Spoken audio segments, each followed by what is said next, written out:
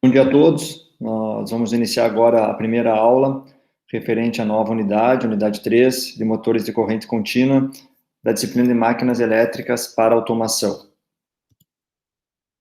Então, o conteúdo dessa unidade, nós vamos ter uma breve introdução, onde eu vou apresentar para vocês uma possível classificação utilizada para motores.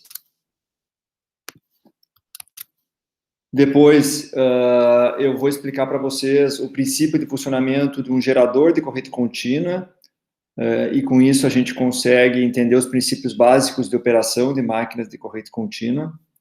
Logo após, nós vamos iniciar o foco dessa unidade, que é o estudo do motor em corrente contínua, e com isso diversos fenômenos ou conceitos importantes para compreender a operação desse motor CC. Então, nós vamos estudar entre esses fenômenos a questão de como se desenvolve o torque internamente no motor de corrente contínua, a questão da força contra a eletromotriz, a partir daí falar um pouquinho sobre o circuito equivalente desse motor CC, e com isso estudar diversos aspectos, como por exemplo a influência da força contra a eletromotriz na corrente da armadura, quais as variáveis que afetam a velocidade do motor, como a força contra a eletromotriz e o fluxo, a relação que existe entre algumas variáveis, como torque e velocidade do motor, torque e potência, também a questão, um conceito, um fenômeno chamado reação da armadura, e por fim nós vamos estudar os diferentes tipos de motores CC, mais especificamente o motor com excitação independente, excitação shunt ou paralelo, o motor série e o motor composto. E ao término da unidade, alguns métodos para controle de velocidade desse motor, seja pela variação do fluxo, pela variação da tensão aplicada na armadura e uma possibilidade também pela variação da resistência da armadura. Então, esse é o conteúdo dessa nossa terceira unidade, que vai tratar sobre motores em corrente contínua. Já na aula de hoje, então, nós vamos ver uma breve introdução, incluindo aí uma possível classificação de motores, e, como eu disse anteriormente, também estudar o princípio de funcionamento de um gerador de corrente contínua. Bom, pessoal, na unidade 2, nós estudamos um tipo de equipamento que possui no seu funcionamento à base alguns conceitos eletromagnéticos, né, que é um transformador. Transformador pode ser considerado uma máquina elétrica, mas é uma máquina elétrica estática, uma vez que não há peças móveis, né, só tem peças que são estáticas, fixas. Então, a partir dessa nossa terceira unidade, nós vamos começar a estudar as chamadas máquinas elétricas rotativas, que são equipamentos que convertem energia elétrica em energia mecânica, que é o caso de um motor elétrico, ou que convertem energia mecânica em energia elétrica, que é o caso de um gerador elétrico. Então, aqui, de forma ilustrativa, é apresentado um diagrama que descreve isso, né? Nós temos uma máquina elétrica, né, rotativa, e dependendo de qual o fluxo de potência, quais são as variáveis de entrada e de saída, nós teremos aí a operação como motor ou como gerador. Se nós temos como entrada de energia, de potência das máquinas, um sistema elétrico, onde as variáveis de entrada de interesse, normalmente aqui são tensão e corrente, essa máquina elétrica recebe, então, essas variáveis, ou recebe energia na forma elétrica e converte para energia mecânica, onde as principais variáveis de interesse aí são torque e velocidade. E com isso nós temos esse equipamento que faz essa conversão de energia elétrica para mecânica, é chamado de motor, motor elétrico. E se nós temos aqui o fluxo inverso, reverso de energia, nós temos a conversão de energia mecânica em energia elétrica, o equipamento que faz isso é chamado de gerador. Então, nós temos motores e geradores de diferentes tipos, de diferentes portes, né, tamanhos, potência. Aqui são mostradas algumas figuras ilustrativas, como, por exemplo, nós temos aqui um gerador, por exemplo, numa usina de energia, né, que converte energia mecânica proveniente, por exemplo, de uma queda d'água, né, para energia elétrica. Nós temos aqui diferentes tipos de motores em diferentes tipos de aplicações. Então, são equipamentos muito utilizados e imprescindíveis para o nosso modo de vida, aí, onde nós temos a energia elétrica como uma das principais formas de energia que nós utilizamos atualmente. Então, nós vamos estudar ao longo, a partir dessa unidade, alguns ou os principais tipos de máquinas elétricas que são utilizados atualmente com foco em motores. Então, essa disciplina, claro que em alguns momentos vai falar sobre geradores elétricos, mas o foco dessa disciplina é o estudo de motores, né? Uma vez aqui que essa disciplina tem o foco aqui com engenharia de controle e automação, e nós vamos focar, então, aqui no estudo, na aplicação de motores elétricos. Então, a partir dessa introdução, dessa análise inicial, eu vou apresentar aqui para vocês uma possível classificação utilizada para motores elétricos, e vou também já conceituar dentro dessa classificação o que nós vamos estudar ao longo dessa unidade. Então, uma possível classificação mais macro de máquinas elétricas, nós temos máquinas elétricas em corrente contínua, nós temos máquinas elétricas em corrente alternada, e tem alguns tipos especiais, né, de máquinas elétricas que eu encaixo aqui como outros, ou máquinas especiais, né? Então, mas essencialmente as máquinas mais conhecidas, ou mais utilizadas, são máquinas de corrente contínua e máquinas de corrente alternada. Dentro dessas máquinas de corrente contínua, ou desses motores, né, nosso foco aqui em motores de corrente contínua, existem alguns tipos de motores de corrente contínua. Então, esse estudo de motores de corrente contínua é foco dessa nossa unidade 3, e aqui nós vamos estudar ao longo dessa disciplina, além dos princípios básicos de funcionamento desses motores, as características que diferenciam esses diferentes tipos de motores de corrente contínua. O que diferencia esses motores, eu vou mostrar para vocês, basicamente, é a forma como o fluxo magnético é gerado internamente dentro desses motores. Então, nós temos motores em corrente contínua com ímãs permanentes, ou seja, o fluxo magnético interno desses motores é gerado através de ímãs permanentes. E nós temos motores que fazem uso de eletroímãs, ou seja, circula uma corrente em uma bobina, ou em um conjunto de bobinas, e a corrente que passa por esses condutores produz um campo magnético, vocês já sabem disso. Então, a forma como esse eletroímã é excitado, ou como gera-se a corrente nesse eletroímã, gera diferentes tipos de motores de corrente contínua. Então, aqui eu apresento esses principais tipos de motores de corrente contínua, que é o com excitação independente. Existe também o com excitação paralela, ou também shunt, também chamado de shunt. Com eletroímã com excitação série e também com excitação composta. Então, nós vamos estudar o que diferencia os conceitos, que diferenciam esses motores e as principais características dos mesmos, tá? Então, todos esses tipos de motores, os conceitos associados aos mesmos, agora na unidade 3. Falando também dos motores em corrente alternada. Existem motores de corrente alternada essencialmente monofásicos ou trifásicos. Claro que existem outros tipos de motores com mais fases, mas na aplicação geral, na sua grande maioria, são motores em corrente alternada ou monofásicos ou trifásicos. Então, em relação aos motores trifásicos, os principais motores de corrente alternada trifásicos são os chamados motores síncronos ou os motores assíncronos, também chamados de motores de indução. Os motores síncronos vão ser foco de estudo da unidade 4, e os motores assíncronos, também chamados de motores de indução, vão ser foco de estudo na unidade 5, certo? Então, os motores síncronos, também existem motores que fazem uso de ímãs permanentes, e tem outros que fazem uso de eletroímãs também, como falado com os motores de corrente contínua, e esses motores aí são chamados de motor síncrono com rotor bobinado. Então, nós vamos estudar os mesmos, como eu já disse, na unidade 4. Já os motores assíncronos, dois tipos básicos, também existe um motor com rotor bobinado, mas o motor assíncrono que é amplamente mais utilizado aí na prática é o chamado motor assíncrono com rotor gaiola de esquilo.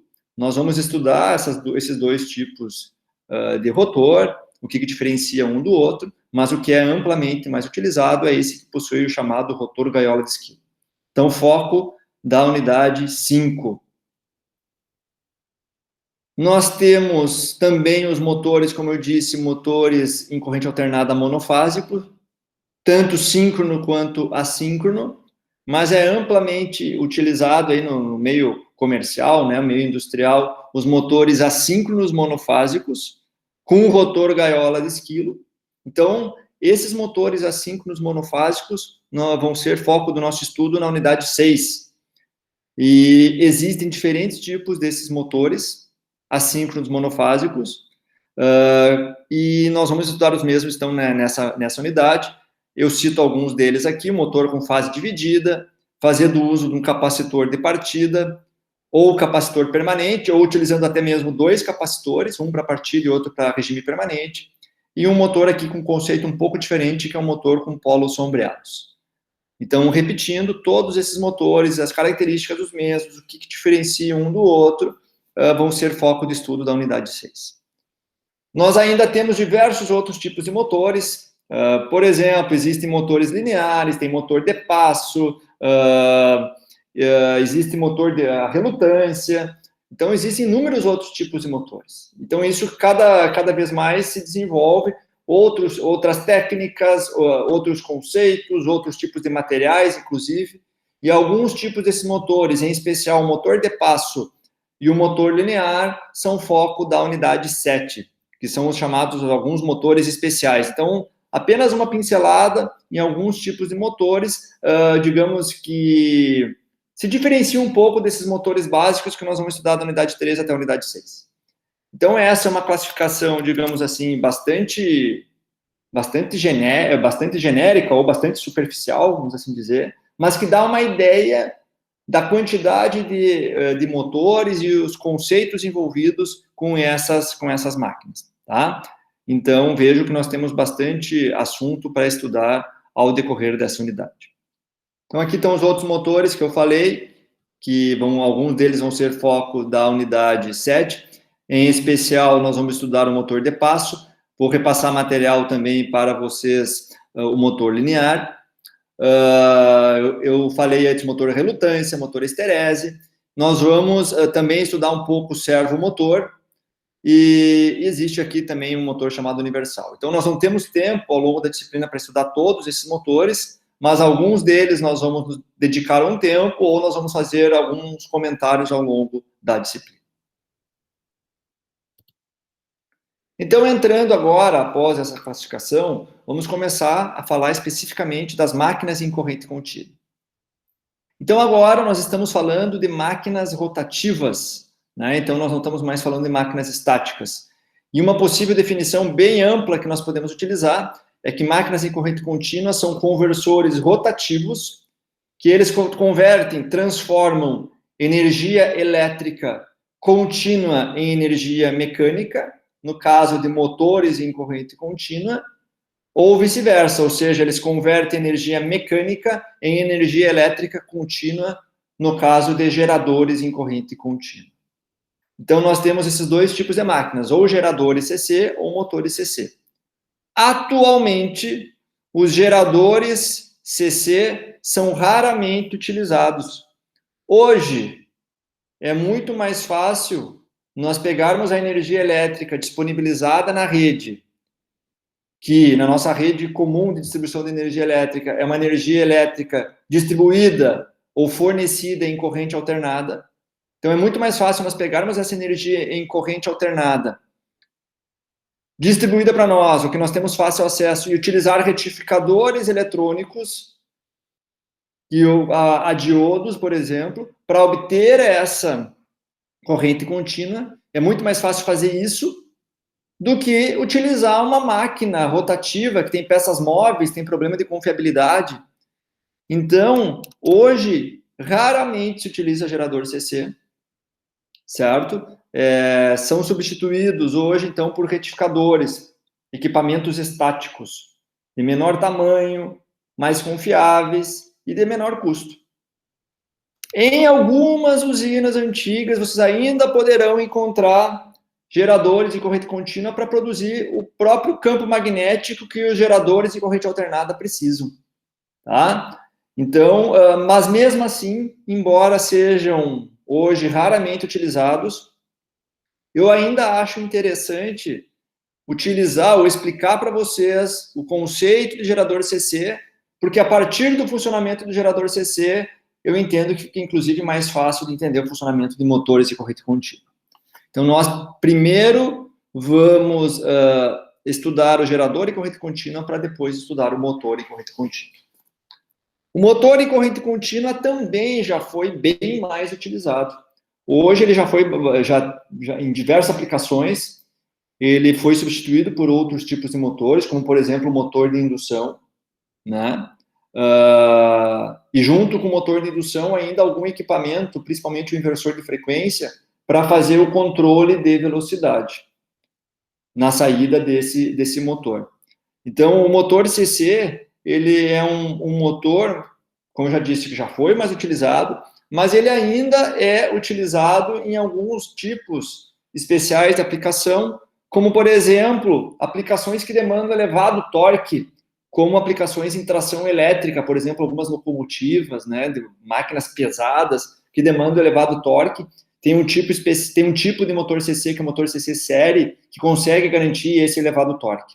Então, esse é um tipo de aplicação que ainda demanda motor em corrente contínua, ou aplicações que demandam um ajuste fino de velocidade de forma simples, o motor CC ainda é uma possibilidade. Então, em relação ao gerador CC, o motor em corrente contínua ainda tem uma aplicação maior, mas que vem perdendo espaço ao longo dos anos, principalmente para o motor de indução, que é um motor em corrente alternada. Então, nós vamos estudar nessa unidade os dois tipos de máquinas, tanto o gerador em corrente contínua quanto o motor em corrente contínua. Então, como eu disse para vocês no início da aula de hoje, nós vamos iniciar o estudo de máquina CC, primeiramente pelo gerador em corrente contínua. Então, eu vou falar agora dos princípios de funcionamento desse gerador CC, muitos deles também adequados para o motor em corrente contínua. Então, para explicar esse princípio de funcionamento, nós vamos considerar uma chamada máquina elementar. Sempre que eu falar em uma máquina elementar, o que significa isso? É uma máquina, vamos assim dizer, simplificada, né, onde a partir dessa máquina elementar eu vou explicar, ou é possível explicar, o funcionamento ou os conceitos básicos de funcionamento da máquina. Agora, raramente ou dificilmente vocês, então, encontrarão essa máquina elementar na prática, né? Na prática, existem alguns aperfeiçoamentos nessa máquina elementar para atingir um melhor desempenho.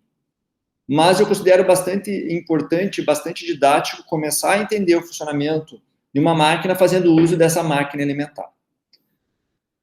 Então, o que seria essa máquina elementar em corrente contínua?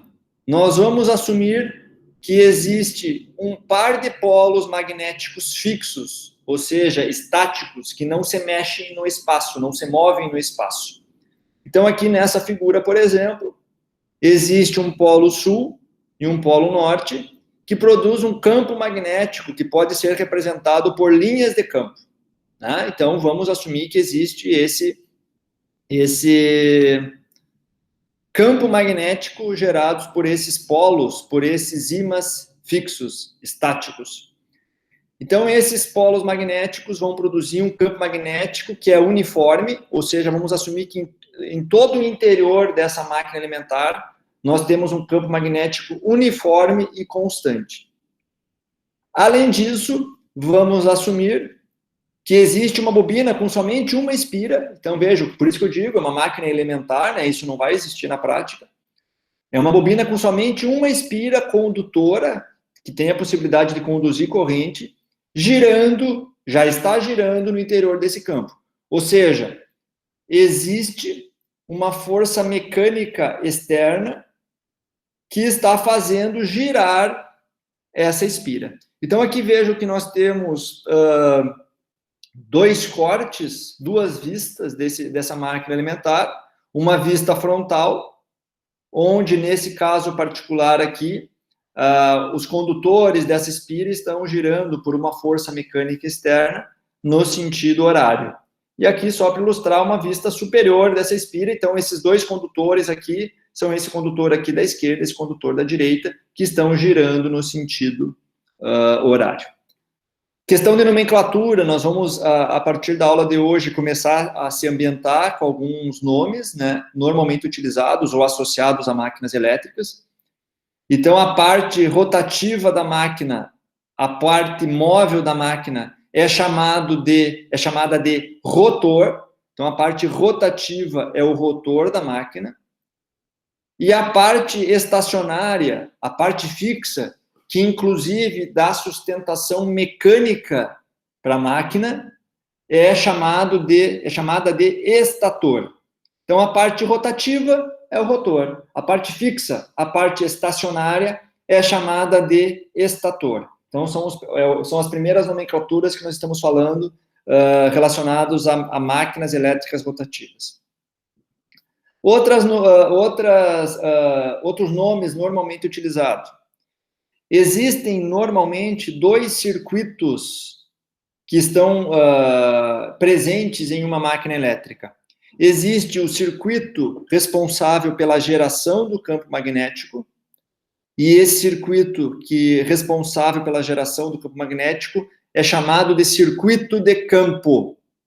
Então, nessa máquina elementar que eu estou mostrando para vocês, esse circuito de campo está localizado na parte estacionária, na parte fixa da máquina. Então, para essa máquina CC elementar, o circuito de campo está posicionado no estator. Isso não é sempre assim, mas para essa máquina elementar especificamente, o circuito de campo está no estator. Tá? E existe um outro circuito internamente nessa máquina, onde efetivamente ocorre a conversão de energia de mecânica para elétrica, no caso do gerador, ou de elétrica para mecânica, ou de elétrica para mecânica, no caso do motor. O circuito onde efetivamente ocorre a conversão de energia é o chamado circuito da armadura, que nesse caso aqui é a própria bobina, né, que vai estar representada, é composto pela bobina, pela parte que está, nesse caso aqui, na parte móvel, na parte rotativa. Então, vejam, nesse caso, o circuito onde ocorrerá a conversão de energia é chamado de circuito da armadura. E para essa máquina elementar, CC, que nós estamos analisando, ela está posicionada no rotor. Então, aqui nesse slide, com relação à nomenclatura, duas nomenclaturas importantes. Uma relacionada à construção, parte fixa é o rotor, parte móvel é o estator, e outra relacionada aos circuitos existentes numa máquina elétrica. Circuito que gera o campo magnético é chamado circuito de campo. Circuito onde ocorre a conversão eletromecânica de energia é o chamado circuito da armadura. Então, aqui eu mostro, em caráter ilustrativo, né, o estator, uma foto de uma máquina em corrente contínua aberta, né? Então, aqui nós temos o estator, ou seja, a parte estática fixa da máquina. Esse estator, a primeira função, ele dá sustentação mecânica, é ele que dá sustentação mecânica para a máquina, né? E, além disso, no estator é que está conectado o circuito de campo. Esse circuito de campo, eu posso ter ímãs permanentes para gerar o campo magnético mas eu posso também ter eletroímãs. O que são eletroímãs? São bobinas, são espiras com diversas bobinas, são bobinas com diversas espiras, onde por essas bobinas circula uma corrente, por esses condutores circula uma corrente. E você sabe que sempre que tiver um condutor percorrido por corrente, ele produz campo magnético. Então, nessa figura, particularmente, então, o circuito de campo ele é formado por eletroímãs que são ligadas a uma fonte de corrente contínua e que gera esse campo magnético. Então, nesse caso particular, não são ímãs permanentes, são eletroímãs que compõem o circuito de campo.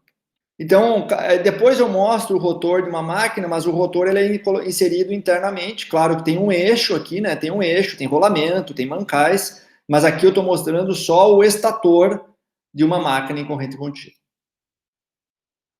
Então, como que funciona, como que se gera energia elétrica em um gerador CC?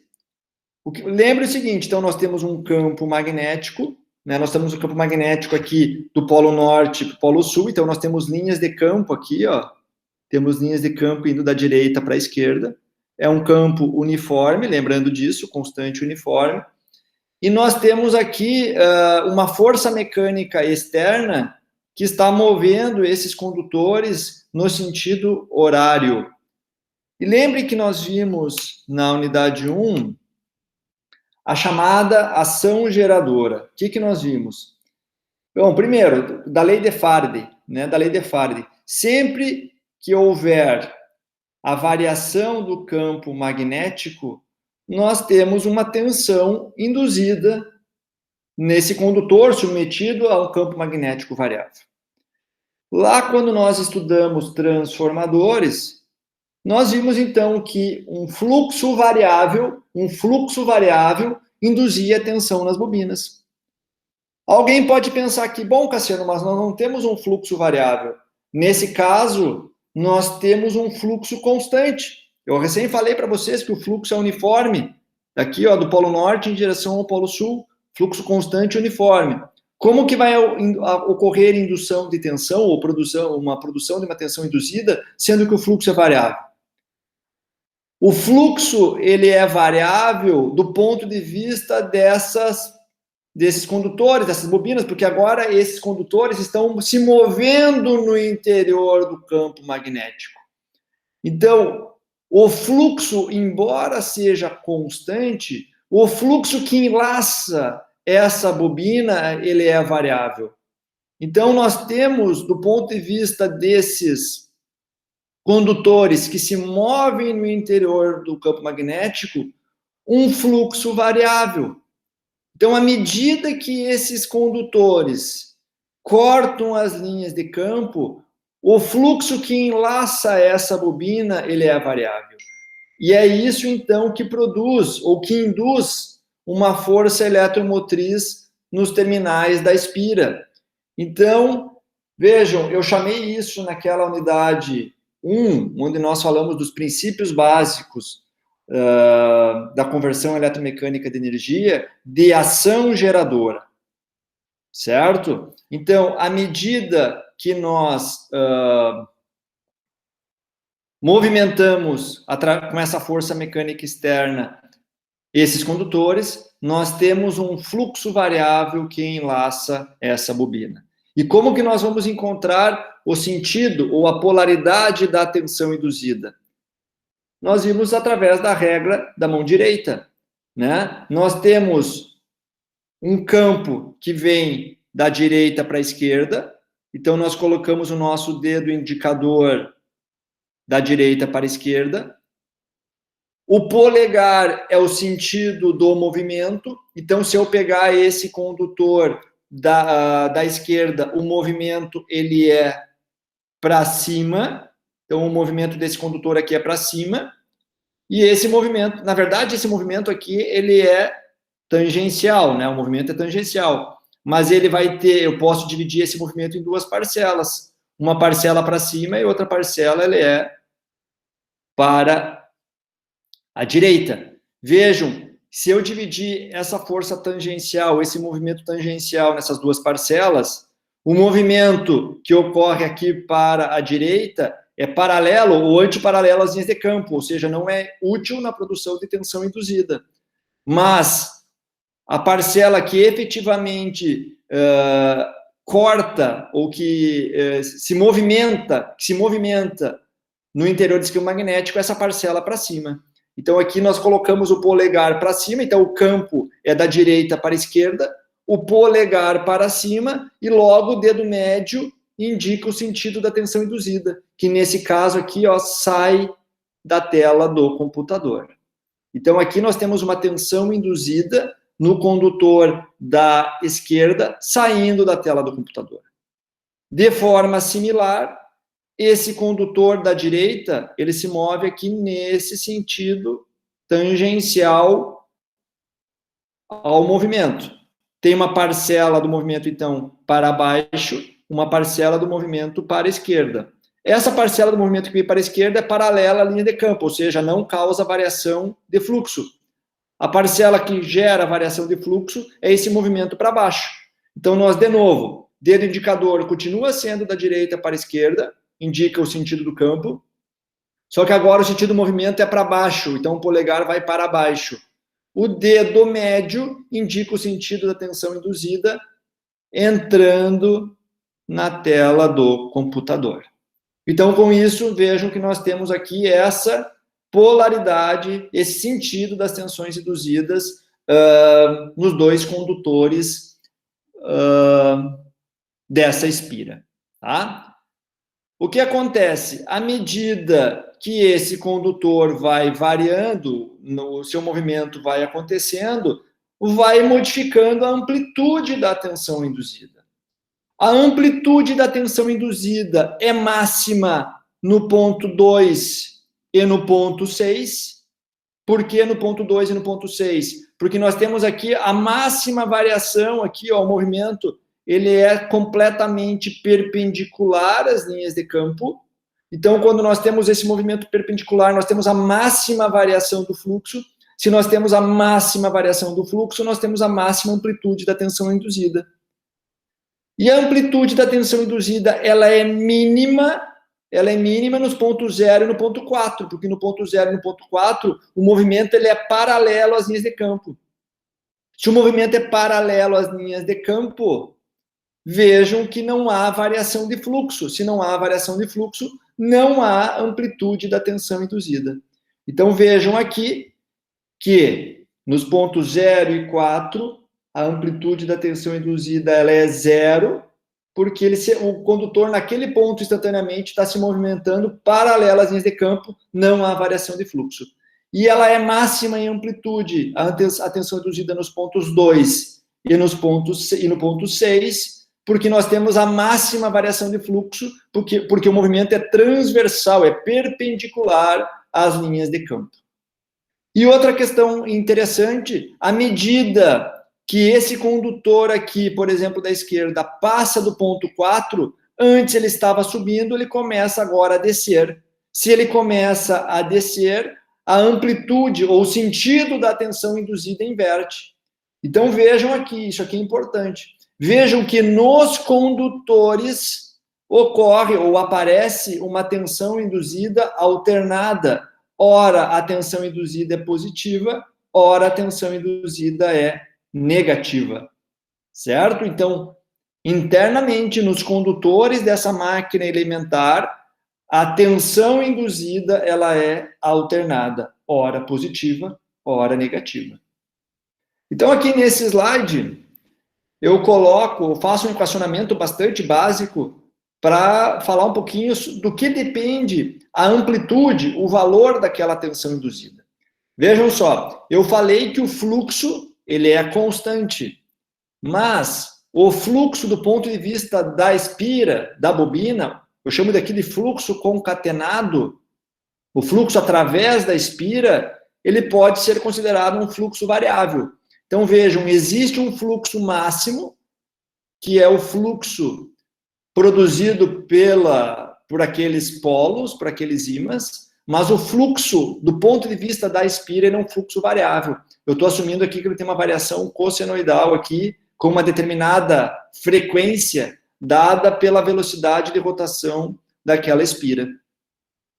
Então, como nós temos um fluxo concatenado através da espira variável, usando a lei de Faraday-Lenz, que é aquela lei que vocês já conhecem, a tensão induzida é proporcional à taxa de variação do fluxo. Então, pegando aquele fluxo, aquela equação do fluxo, e fazendo a sua derivada, a gente chega nessa equação para a tensão induzida em uma espira.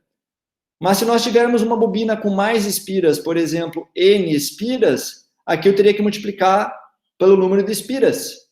Então, aquele resultado, aquela equação, eu só colocaria aqui, ó, um multiplicador pelo número de espiras. Então, vejam, conforme nós vimos anteriormente, a tensão induzida nos condutores ou naquela bobina é uma tensão também alternada.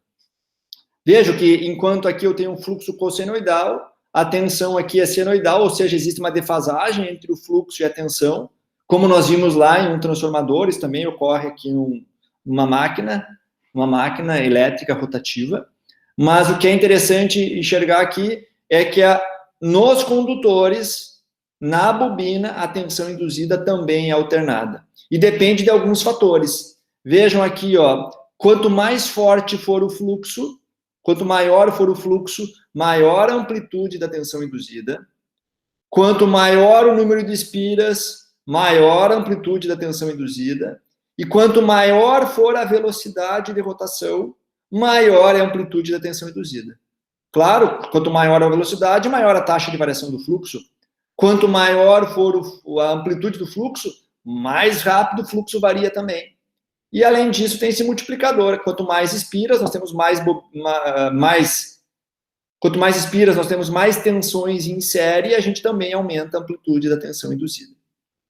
Então, esses três fatores, velocidade de rotação, número de espiras e fluxo máximo, afetam diretamente a amplitude da tensão induzida, nesse caso, até o momento, uma tensão induzida alternada.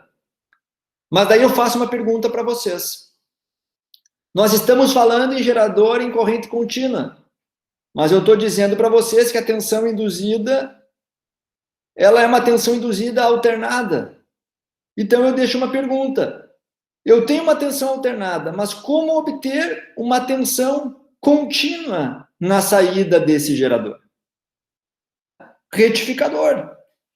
É uma possibilidade? Sim, é uma possibilidade. É pegar a saída alternada, né, e colocar um retificador.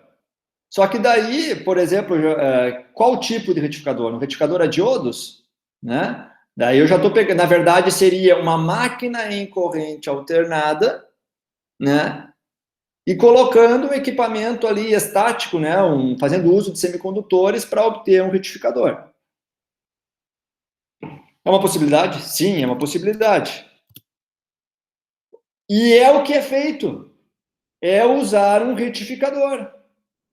Ou seja, uma possível forma de obter uma tensão de saída contínua, tendo ali nos condutores uma tensão de saída alternada, é retificar essa tensão de saída alternada.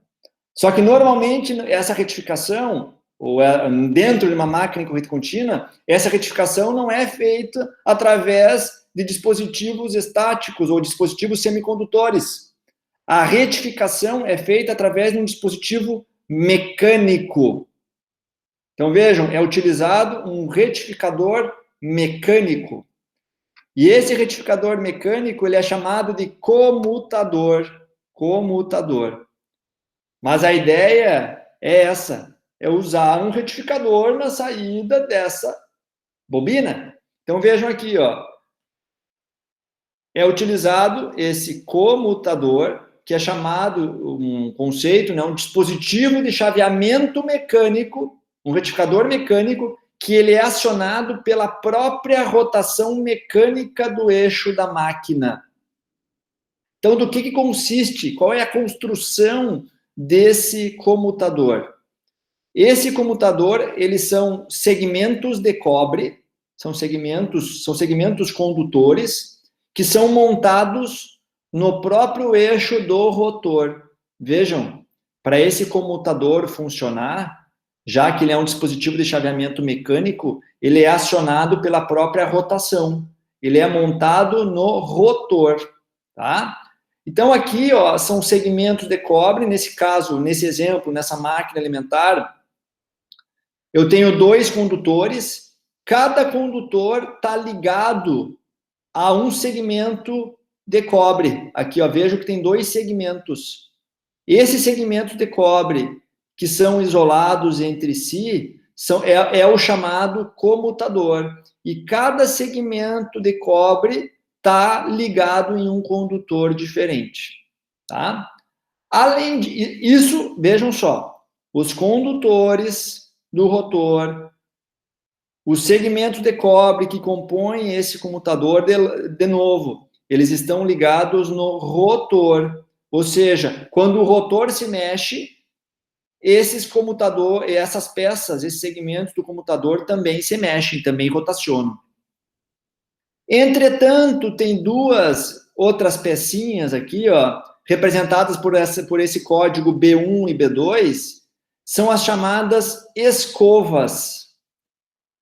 E essas escovas que fazem a conexão com o meio externo. Essas escovas B1 e B2, essas são estáticas, não se movem, são fixas. Assim como, obviamente, a conexão com o meio externo. Então, o que acontece? Vejam o seguinte, pessoal. A gente já viu que à medida que o rotor gira, surge uma tensão induzida nesses condutores que estão girando, no condutor representado pela letra A e nesse condutor representado pela letra B. Aqui, nessa figura, o que tem de diferente, vejam só, o polo norte agora está na esquerda, o polo sul está na direita, e essa máquina está girando nessa figura no sentido anti-horário.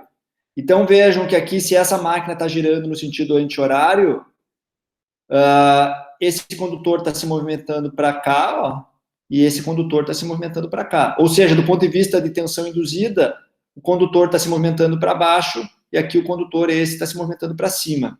Além disso, o campo magnético é da direita para a esquerda.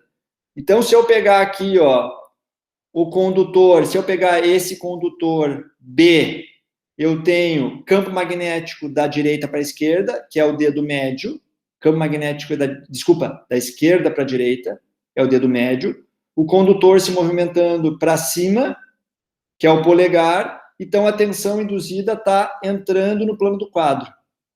Um X aqui, que é um X. E aqui vai um ponto, porque eu estou se movimentando para baixo. Ou seja, como inverteu o fluxo agora da esquerda para a direita, mas também inverteu o movimento, o sentido agora é anti-horário, as tensões induzidas nesse condutor que está na esquerda continuam entrando, e nesse condutor que está na direita continua saindo do plano do quadro, e aqui continua entrando no plano do quadro.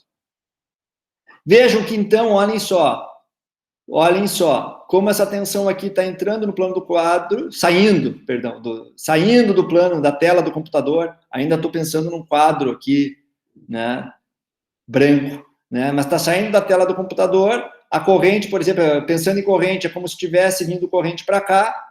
Aqui, ó, se nós tivéssemos uma carga aqui, eu teria uma tensão positiva. Então, aqui estaria o positivo dessa tensão induzida, aqui o negativo, né? Então, vejam, nessa posição específica, eu teria o positivo na saída no ponto 1, o negativo no ponto 2.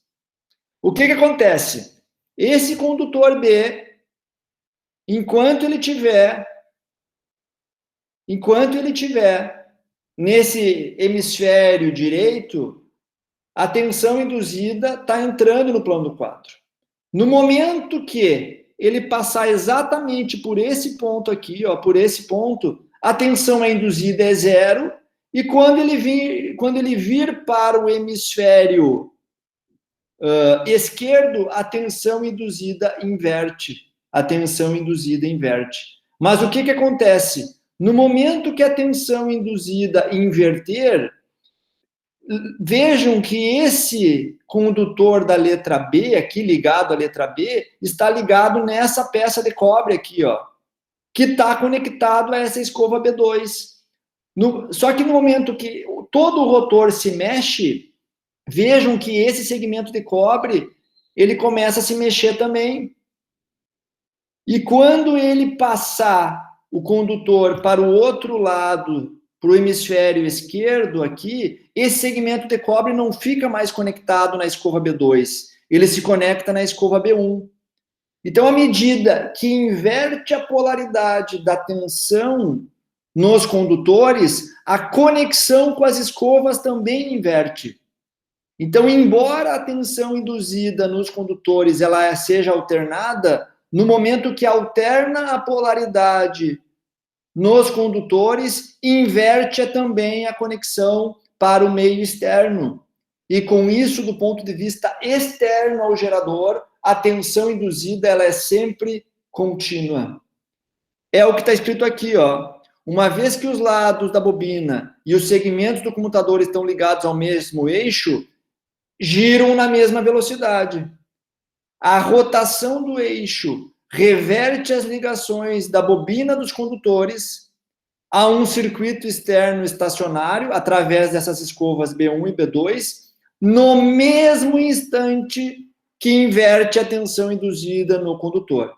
Então, inverte a tensão, inverte as conexões com o meio externo. Então, é uma retificação mecânica. Aqui eu apresento uma animação retirada da internet que mostra isso. Vejam aqui, ó, por exemplo, esse condutor em azul. Eu tenho uma tensão induzida saindo do plano do quadro. Mas no momento que ela passa por essa linha aqui, ó, no momento que ela passa por essa linha, porque agora eu estou com o sentido invertido aqui, ó, passa por essa linha, vejo que a tensão induzida no condutor, ela inverte a polaridade. Acompanhe aqui o vermelho, ó. Até esse ponto eu tenho uma tensão induzida e depois o sentido inverte a polaridade. Agora acompanhe os segmentos que estão ligados, esses condutores. Vejo que no momento que inverte a polaridade, também inverte a conexão com o meio externo. Vejo que aqui que o condutor vermelho está ligado na escova vermelha, mas no momento que ele passar para outra parte, agora o condutor vermelho está ligado na escova azul. Então, essa animação mostra o funcionamento do comutador. O comutador é uma parte, uma peça de um motor em corrente contínua que é essencial no funcionamento do gerador de corrente contínua e que vocês conseguem, inclusive, olhando, se vocês não têm certeza que tipo de máquina é essa, uma máquina de corrente contínua ou uma máquina de corrente alternada, pela presença ou não do comutador. Então, é uma peça, digamos, característica no funcionamento ou na construção de uma máquina em corrente contínua. Olhem só, se vocês olharem essa animação, a forma de onda aqui, que tem na saída do gerador, ela é contínua, não tem mais a parcela, não tem a parcela negativa, mas vejam que ela é como se fosse a saída do retificador input completa. Ela é contínua, mas não é constante. E normalmente, um gerador de corrente contínua, a gente deseja que a tensão seja mais próxima de constante, um valor fixo. E isso pode ser feito, e normalmente é feito na prática, aumentando-se o número de bobinas, aumentando-se o número de condutores. Como eu falei, a máquina que nós estávamos analisando até então era uma máquina elementar, é uma máquina elementar. Então, uma possibilidade aqui é colocar mais um conjunto de bobina. Então, veja que nós temos aqui uma bobina, nesse exemplo, tentando se aproximar agora de uma máquina real. Nós temos uma bobina 1, que vai ter N espiras, e tem outra bobina 2, por exemplo, com mais N espiras. Cada um desses condutores aqui está conectado a um segmento de cobre. Não temos mais 2 segmentos de cobre, agora teríamos 4, por exemplo, segmentos de cobre. Aqui ainda temos um único conjunto, um único par de escovas, e essas tensões induzidas, como as bobinas no espaço estão defasadas, estão deslocadas, é como se gerasse duas tensões em defasagem também. E sempre que vai ter um momento aqui, ó, quando essas bobinas estiverem no ângulo 45 graus, quando estiverem aqui no ângulo de 45 graus, é exatamente quando essas tensões geradas pelas duas bobinas são iguais. Aqui, ó, nesses pontos são iguais. E exatamente nesse ponto aqui é que começa a conectar num conjunto de condutores, a escova conecta num conjunto de condutores e deixa de conectar a outras. E vejam que existe algumas regiões que não há, embora a tensão induzida numa bobina, ela não está conectada ao meio externo. Ela só vai ser conectada ao meio externo, essa bobina 1, quando ela se movimentar desse ponto para esse. E exatamente a partir desse ponto é que começa a ser conectada para o circuito externo a tensão induzida na bobina 1. Como resultado, vejam que, embora as tensões nas bobinas continuem sendo essas senoides retificadas e ponte completa, com essa inclusão de mais um conjunto de bobinas defasada no espaço, vejam que agora a tensão induzida já é bem mais próxima de um valor constante. Tá? Então, ainda tem alguns pulsos, mas na prática vai se aumentando o número de bobinas. Tem diferentes formas de enrolar essas bobinas dentro de um rotor, de uma máquina de corrente contínua, mas nós, por questão de tempo da disciplina, do número de horas limitada, a gente não estuda técnicas de como enrolar essas bobinas no interior de uma máquina em corrente contínua. Então, eu mostro numa próxima figura aqui, ó, por exemplo, que nós temos uma forma, a complexidade de uma máquina de corrente contínua real, ela é muito maior do que simplesmente ter uma única bobina ou duas bobinas. Existem bem mais bobinas com bem mais condutores. Então, vejam aqui que nós temos uma parte, isso aqui é uma parte, é um zoom de um rotor, de uma máquina de corrente contínua. Aqui nós temos os condutores do circuito da armadura, e vejam que esses condutores, cada terminal de um condutor está ligado a um segmento de cobre. Entre os segmentos de cobre não há conexão elétrica. Vejo aqui que tem outro detalhe. Então, normalmente existe a isolação através de mica, que é um isolante bastante conhecido. E vejo aqui que tem tá um pouco mais preto, uma parte dessas peças, dessas placas de cobre. Está preto porque aqui existe o contato com as escovas. E as escovas normalmente é um material de carbono, condutor de eletricidade, que à medida que o rotor vai girando, vai conectando as escovas com as diferentes peças aqui do comutador. Só que há um desgaste, há um atrito aqui, e isso começa a gastar as próprias escovas, começa a gastar essas peças de cobre. Então, aqui, esse contato mecânico é um ponto de falha que eu já falei, bastante importante, e reduz a confiabilidade de um motor ou no gerador de corrente contínua. Então, o uso das escovas, o uso do comutador é característico de máquinas de corrente contínua, mas é um ponto também negativo, principalmente do ponto de vista de confiabilidade. Aqui uma figura similar, agora só que um rotor, uma vista maior, né? Então, vejo que tem um eixo do motor, tem a parte aqui de rolamentos, né, para fazer essa conexão mecânica, né, digamos assim, com o estator, com a parte fixa da máquina. Tem toda a parte dos dos enrolamentos do circuito da armadura. Esses enrolamentos ainda, eles estão enrolados em torno de um núcleo ferromagnético. Vejam, na medida do possível, se reduz o espaço com ar no interior do motor, entre os polos e os próprios enrolamentos, numa tentativa de reduzir a relutância eletromagnética no interior desses motores. Então, aqui, esses enrolamentos são enrolados em torno de um material, de um núcleo ferromagnético.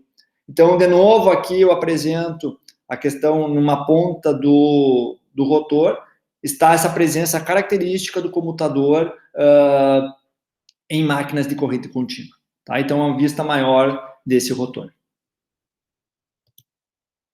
E aqui uma figura ilustrativa que mostra agora uma peça, um corte do motor de corrente contínua. Então, tem toda a parte aqui estática. A parte estática é onde está o enrolamento de campo, né? Aqui o que eu deixei essa figura porque, na verdade, ela ilustra aqui a presença das escovas. Vejo que as escovas fazem contato, então, do mundo externo com essas teclas do comutador. Existe uma mola que pressiona essas escovas sobre esse comutador. Então, aqui vocês têm um chamado porta-escovas, onde vocês posicionam as escovas e tem uma mola que pressiona essas escovas de carbono, grafite, sobre esse comutador para conectar o mundo externo com o rotor. Tá? Então, eu deixo essa figura ilustrativa só para mostrar a existência das escovas e desse porta-escovas. Tá? Se vocês retornarem aqui, ó, vamos pegar aquela animação novamente.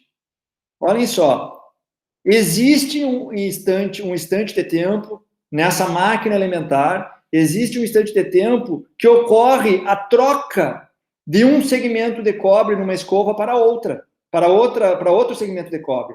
Ou, de outra forma, existe um instante de tempo nessa máquina alimentar que os dois segmentos de cobre conectam na mesma escova.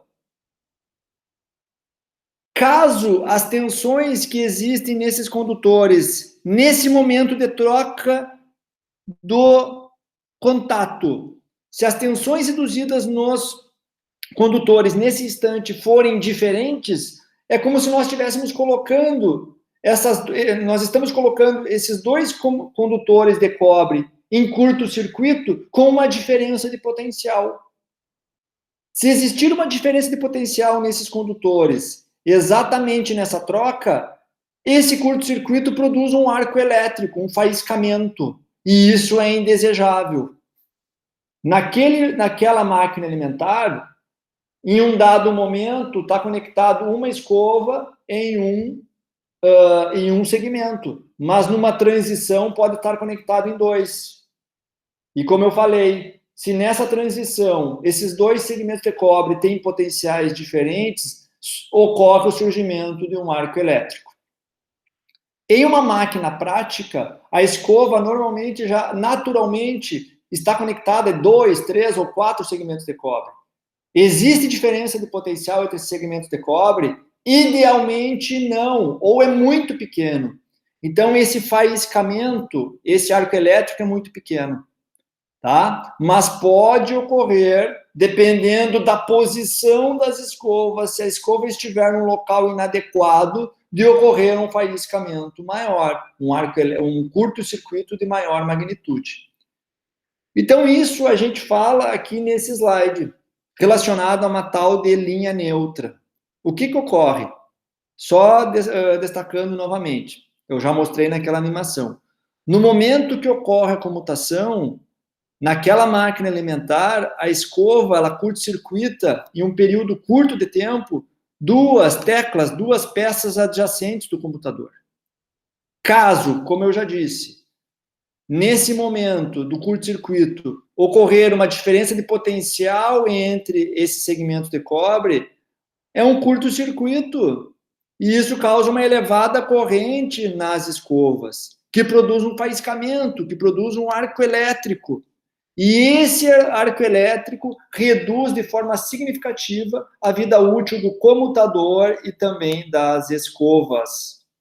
Por isso que a posição das escovas, ela é essencial para o correto funcionamento de uma máquina CC. A comutação ou a posição das escovas, ela deve estar posicionada exatamente onde não há tensão induzida naqueles condutores.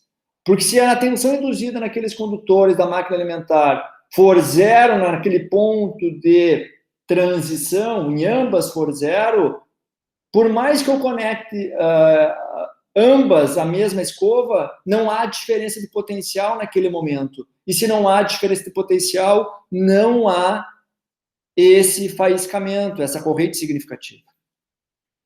Esse ponto de posicionamento das escovas, ou o ponto onde não há tensão induzida nos condutores, ou não há diferença de potencial nos condutores durante a transição, é chamado de linha neutra, que corresponde a uma linha, obviamente, virtual, não é uma linha física, né? Não existe essa linha lá dentro, é uma linha virtual, onde a velocidade tangencial do condutor, lá do rotor, é paralela às linhas de campo.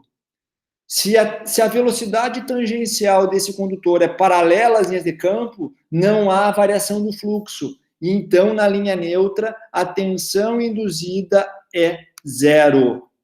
Então, consequentemente, as escovas devem estar posicionadas exatamente na linha neutra.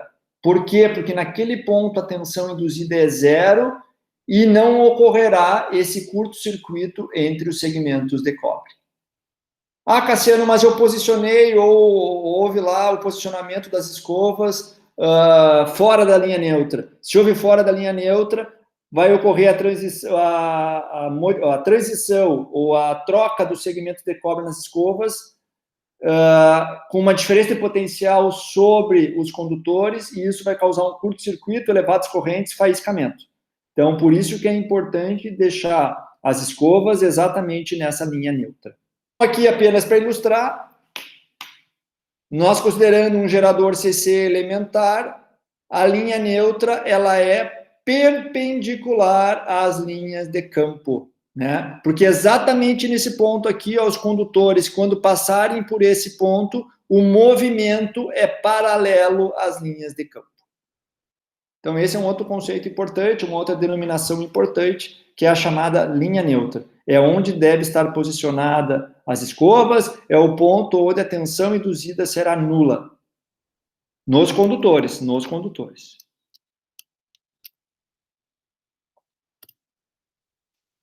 Eu falei antes sobre a amplitude da tensão induzida, mas é importante nós falarmos, como a gente está falando num gerador CC, não me interessa somente a amplitude, mas sim o valor médio. O valor médio dessa tensão alternada, dessa tensão retificada. Então, se nós temos naquela nossa máquina elementar, a tensão de saída é uma senoide retificada. Então, se nós pegarmos aquela equação que nós deduzimos anteriormente para a tensão induzida no condutor, mas agora realizarmos a integral de 0 a π e dividir pelo período π, com isso nós encontramos o valor médio. Então, o valor médio da tensão induzida é dada por essa equação aqui, ó. Veja, o que me interessa aqui não é tanto a equação exata, até porque essa é uma máquina elementar, como eu disse, mas é do que depende esse valor médio da tensão induzida. E, de novo, depende da velocidade de rotação, do número de espiras e do fluxo. Quanto maior o fluxo, quanto maior o número de espiras, quanto maior a velocidade de rotação, maior é a amplitude da tensão induzida. Outra questão importante, essa aqui, quando a gente fala em velocidade, essa é a velocidade de variação do fluxo. Mas nem sempre a velocidade de variação do fluxo é igual à velocidade de rotação. Por quê? Porque a máquina pode ter mais do que 2 polos. Uma máquina pode ter 4, 6, 8 polos. Pode ter um maior número de pares de polos. Se nós considerarmos uma máquina com P polos, o fluxo, a velocidade ou a taxa de variação do fluxo é diferente da velocidade de rotação. A frequência de variação da tensão ou um ciclo completo da tensão induzida ocorre a cada vez que a máquina passa por um par de polos. Cada vez que um condutor passa por um par de polos. Ou, de novo, cada vez que um condutor passa por um par de polos, não por todos os polos, mas por um par de polos, nós já temos um ciclo da tensão induzida no condutor. Então, a frequência da tensão induzida está associada com a velocidade do rotor pela seguinte equação. Então, a frequência da tensão induzida é proporcional, ou ela é dada pela metade do número de polos multiplicada pela velocidade de rotação. Por exemplo, uma máquina com 4 polos, em um ciclo completo de rotação, nós temos 2 ciclos da tensão induzida em um condutor. Então, por que isso é importante? Porque, normalmente, a gente não associa com a velocidade ou com a frequência da tensão induzida interna nos condutores. A gente associa com a velocidade de rotação. Então, existe uma relação entre essa velocidade de rotação e essa frequência que efetivamente entra na equação, que é a frequência da tensão induzida. Então, se nós substituirmos essa equação aqui naquela primeira, a gente chega numa outra equação, que é essa aqui, ó. Simplesmente substituindo as duas equações, ou agrupando as duas equações. Vejam agora que a amplitude da tensão induzida continua dependendo do fluxo, continua dependendo do número de espiras, mas depende agora da velocidade de rotação e do número de polos. Claro que se o número de polos for igual a 2, vai dar exatamente aquela equação lá de cima. Mas eu posso ter mais polos. E outra questão importante é o seguinte, ó. Vejam isso aqui, ó, essa primeira parte aqui, ó, esse P, N sobre π. P é o número de polos da máquina, N é o número de espiras da máquina, são características de uma máquina específica. Uma vez que a gente tem a máquina, eu não posso mais variar o número de polos.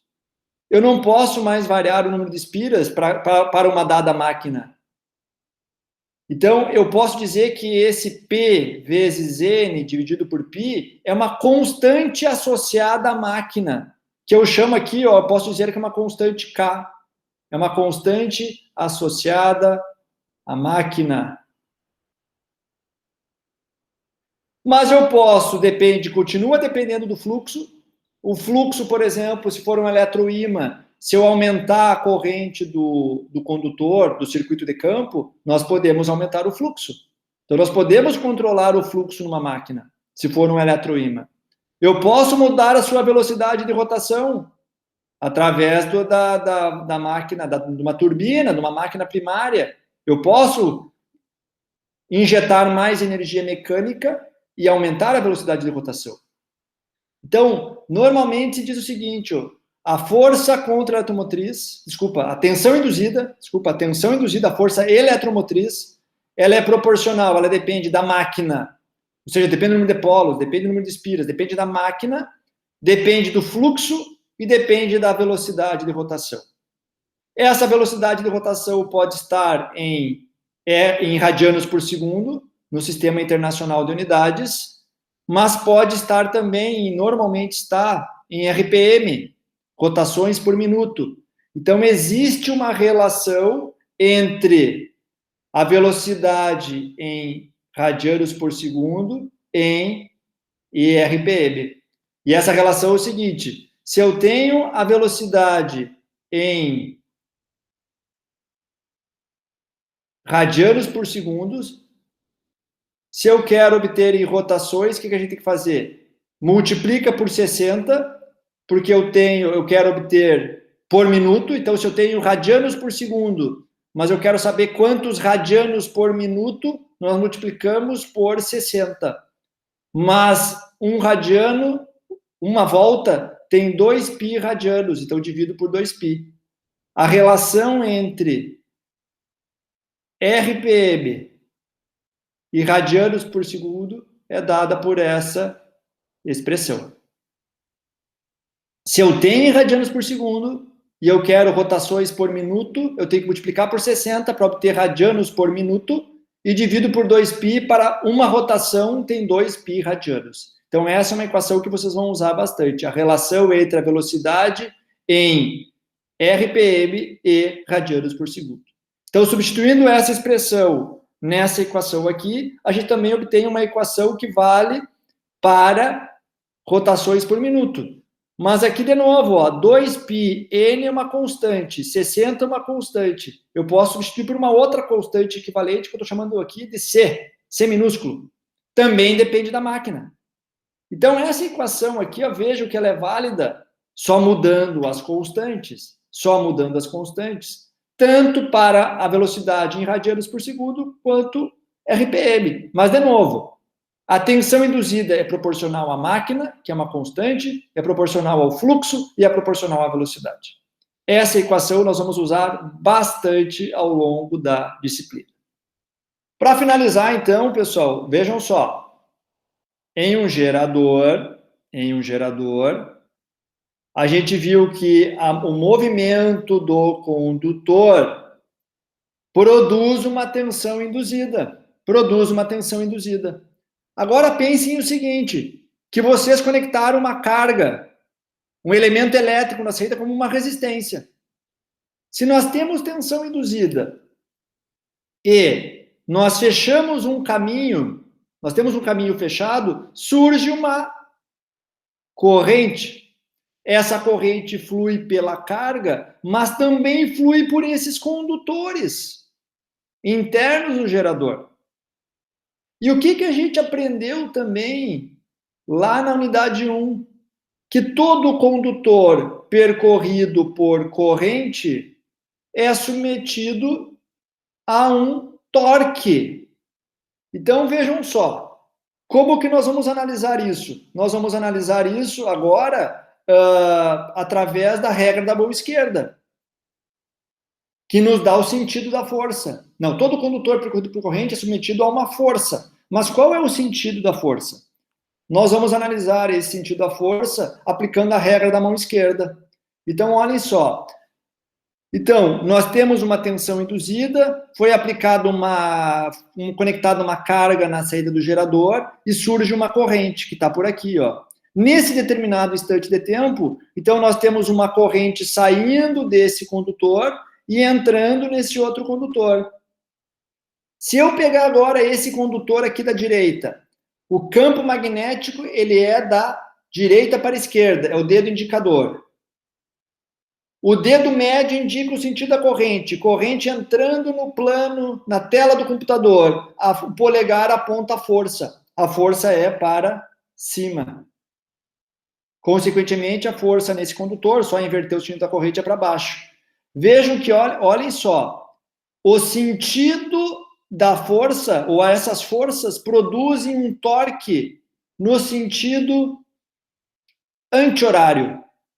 Mas, para produzir essa força eletromotriz, essa tensão induzida, a força mecânica externa é no sentido horário.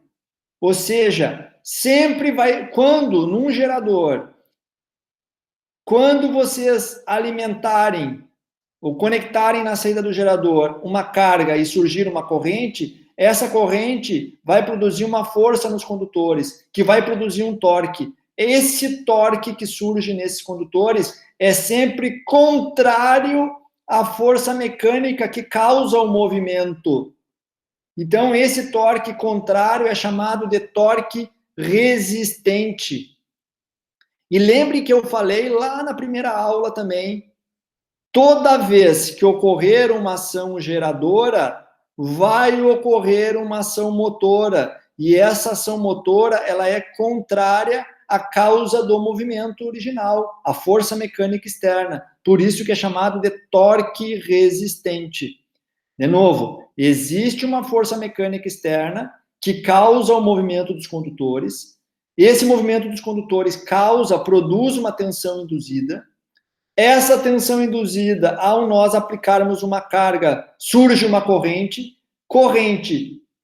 Condutor percorrido por corrente no interior do campo magnético, surge uma força. Qual é a força? que ela causa? Um torque contrário a toda a causa desse funcionamento, que é essa força mecânica externa. Então, de novo, num gerador CC ocorre a ação geradora e, simultaneamente, ocorre uma ação motora contrária à força mecânica externa. Qual é a equação desse torque resistente? Pode ser obtido a partir do princípio de conservação de potência. A potência elétrica é igual à potência mecânica nesse motor ideal, elementar ideal, né? A potência elétrica é a potência desenvolvida no circuito da armadura, é a tensão induzida vezes a corrente que surge nessa carga, nesses condutores, e é igual à potência mecânica. Potência mecânica é sempre torque vezes velocidade. Potência mecânica é torque vezes velocidade. Se nós isolarmos o torque agora, a gente chega nessa equação aqui debaixo, sabendo que a tensão induzida é dada por essa expressão que nós deduzimos anteriormente. Então, vejam que o torque também depende daquelas constantes da máquina, depende do número de polos, depende da velocidade, depende do fluxo e depende da corrente. Quanto maior o fluxo e quanto maior a corrente, maior é o torque resistente que vai surgir nesse gerador. O mais importante aqui, de novo, mais do que as equações, é vocês entenderem esse conceito. Em toda máquina, ao ocorrer uma ação geradora, também vai ocorrer uma ação motora. Em qual sentido? De oposição, resistindo a esse movimento externo. Então, com isso, a gente encerra essa primeira unidade, primeira aula da unidade 3. Eu apresento novamente os livros que nós utilizamos aqui. Todos eles têm materiais importantes sobre motores em corrente contínua, mas eu destaco esses 2 primeiros livros, o livro do Chapman, que é o nosso principal livro, minha principal referência para máquinas elétricas, mas o Kozlov também apresenta bastante material interessante sobre motores em corrente contínua.